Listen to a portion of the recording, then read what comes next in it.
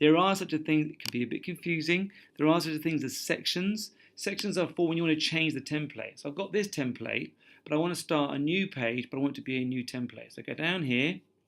I'm going to insert a new section, and I've got my basic options here. So I can start my new section with a photo collage. There we go. And I'm starting in with this. So that gives me a new page and a new design style. As you can see over here, I'm going to have a look at page thumbnails. The section in Pages is shown with this yellow rectangle around it. And if you've got students who are constantly pressing return, return, return, they're just going to stretch this section. It's a good idea to use different sections for different parts of the document, introduction, and so on and so forth. If you look, you can see that my table of contents is still looking remarkably short, despite the fact that I've got 8 pages in this document. This is a common mistake because what's happened is the section with the table of contents has been inserted towards the end of the document. What needs to happen is it needs to be moved back up to the top of the document, which is where a table of contents should go. What I'm talking about is, if you have a look, this section, that's one section, the opening. This is table of contents, and this section is all of these 7 pages. But there's a blank page here. If I delete that, the whole section is warning you, pages 3 to 7, often kids don't read these messages, the whole section is going to disappear. Luckily there's an undo key.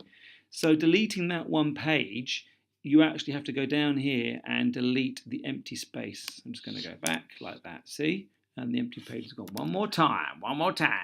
Backspace, and the empty page is gone. This is a section, this is a page, section, section. So now I have formatted my wonderful document.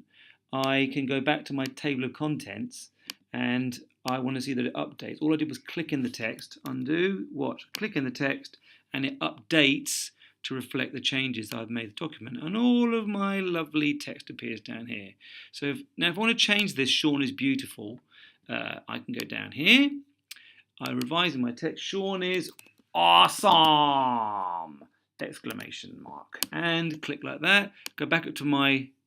Now see, it says Sean is beautiful. Click in here, Sean is awesome. So you'll find that this constantly updates as kids make revisions to their writing. The table of contents is constantly updating, which is really handy. When it comes to inserting, the only confusion is, when do I use a new page? When do I use a new section?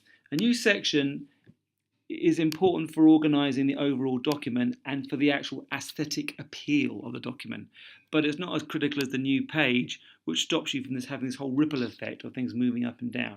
So if you get confused, fine. Use one section and just remember to create a new page by using insert page break.